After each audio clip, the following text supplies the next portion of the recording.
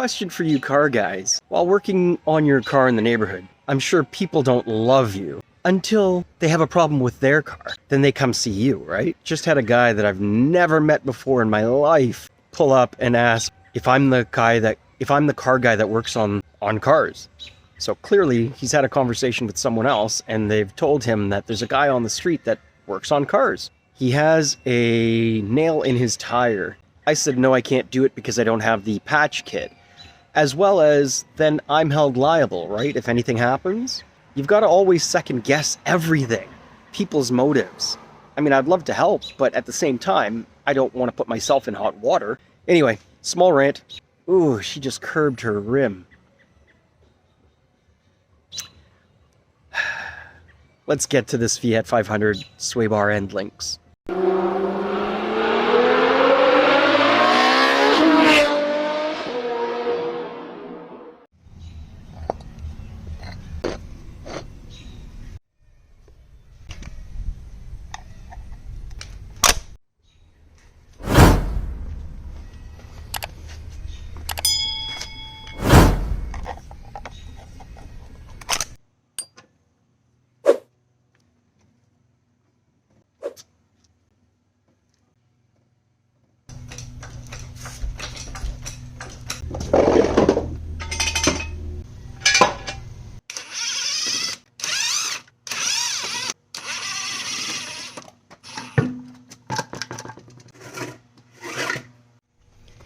And for those of you that don't know, this is the sway bar end link, or anti-sway bar end link. This is your sway bar.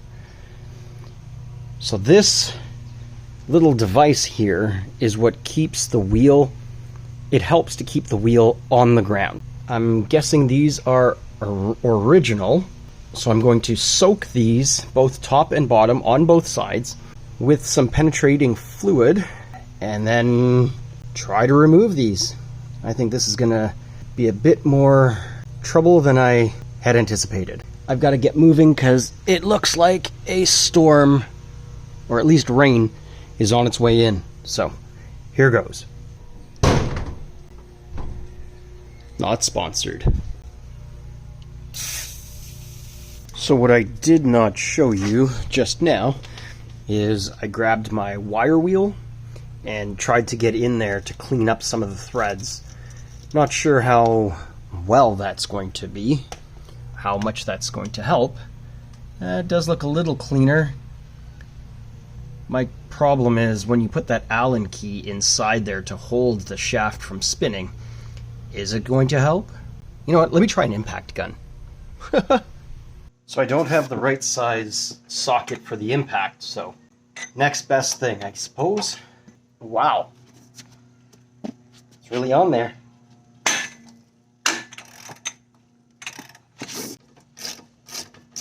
Now is it spinning the whole shaft? I'm going to say yes it is. Yeah. So, Allen key for the inside, and a box head wrench for the outside. So I've got the Allen wrench in the center, holding the shaft, and I've got the wrench for the outside. I don't know about this. It's pretty rusted.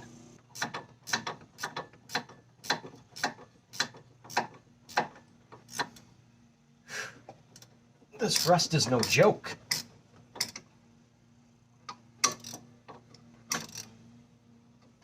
How can I do this better?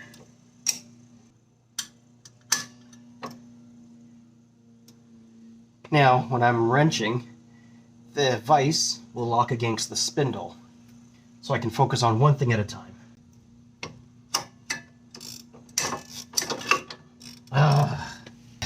I'll be back. What I ended up doing was getting a vise grip to hold the back side of the stud, and I'm wrenching it off with the ratchet. I'm using a rag on the end of the vise grip so it doesn't tear up the inside of the wheel well. And there you go. Ooh, it's hot. So now this side is free. And that's the upper. Same thing with the lower. Let's see how much trouble it gives me. I'll be right back. Now when you go to do the bottom one, don't make the same mistake I did, because I wasn't thinking. I just put the Allen key in, put the wrench on, and tried to twist, but I was fighting against the sway bar, or the anti-sway bar.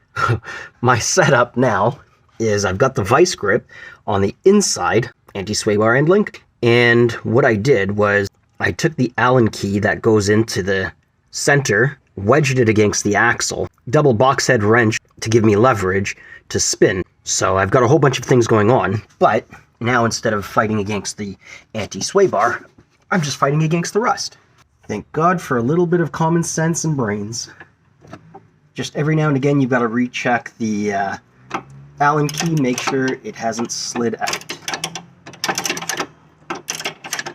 And because of the leverage, now I'm struggling much less. Not really sure how much you can see. The vice grip was getting in the way, so I'm using a open-end spanner to hold the inside, while I use a ratcheting spanner, box head, on the outside. So far seems to be okay. I hope I'm not speaking too soon. Sorry, I know that you're not seeing a whole lot. Tight space, and I don't have a camera crew. Oh, that's getting hot. And did I mention it started spitting, raining? I don't feel any on my back at the moment, so I'm hoping that it has stopped. Ah, that is hot. Ah, there's the nut. It is hot. Get this out of here. And now, just put that back on to hold it, hold the top. Now, this side is out. You shouldn't be able to do this. So this is old, right? Worn out. I mean, it is a 2012, right? So, oh, this one's a little stiffer, but what's that doing? That's what I'm going with. Brand new part. Let's just make sure that it is the same length. Yes, it is. Okay. Even though I know they know what they're doing, still gotta check. Mistakes happen.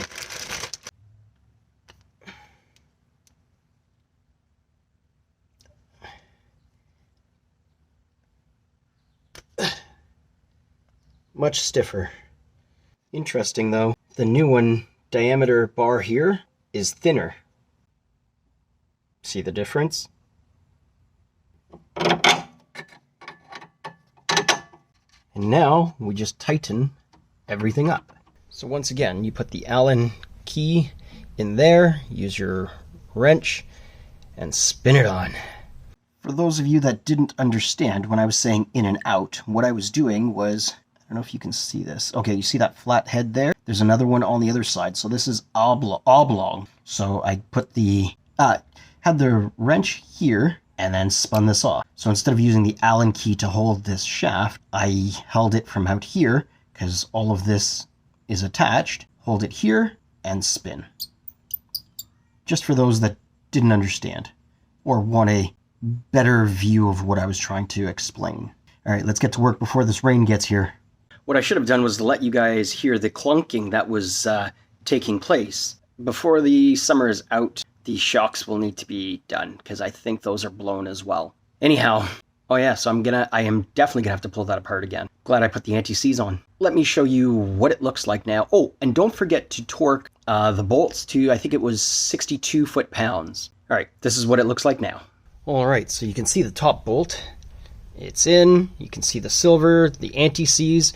Stuff is great, but man, what a mess it makes. Bottom one is in as well. Let's use the right hand. Can I? No, I can't move it. It's nice and tight. All right, one side down. Let's get to the other.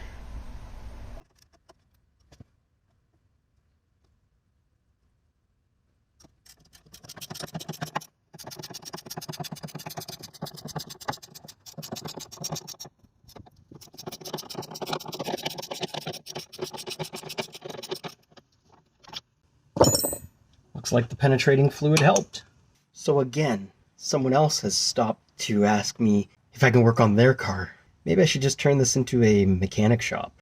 Down below, leave some stories. Do people where you work on your cars stop and ask you to work on theirs? Down below, I want to hear some of these stories. All right, back to getting this nut off. Pause?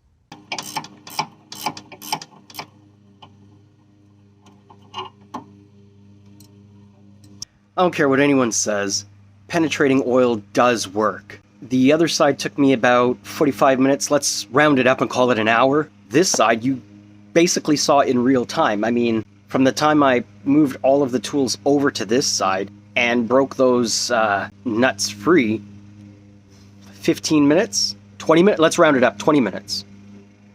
Come on. That's just not by chance. I mean, it's like the whole God versus evolution. No way that God doesn't exist. All of these things happen by chance? By chance? All right, let's get back to this work. So one thing I did notice is the OEs are serviceable, the joints for grease. Here's the nipple that you'd put the gun onto and squirt the grease in, and the new ones do not have that. These boots are torn up pretty good. It was time to change them. That's why I didn't just grease them. And look at that, once again.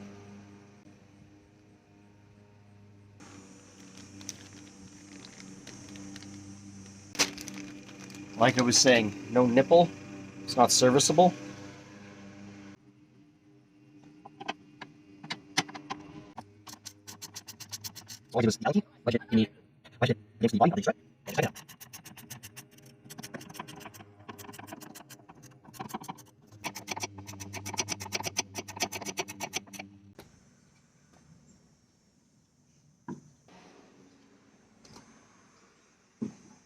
Torque the wheels, take it for a test drive. That is how you change sway bar end links on a 2012 Fiat 500. For most vehicles, it's pretty much the same idea. Don't forget to like, comment, and subscribe. Well, finished before the rain came, and looks like it's sunny now, of course. I'll take this for a test drive, shower, and maybe go for a ride in the Audi. Tell us, what would you guys like to see? More driving, more how-tos, more just documenting what we're doing to our cars? What? Anyhow, I'm sure if you're here for the Fiat, we have other videos that, here, I think it's here. I'm probably wrong. Well, a playlist of the different things that we've done that I've done to the Fiat 500. So thank you very much for watching, and Initial Speed out.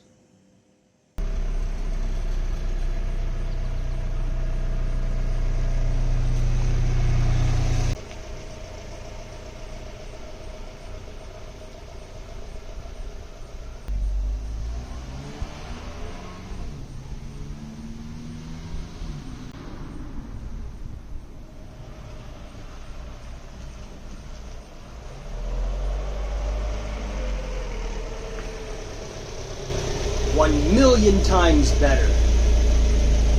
Whew, you're gonna love this.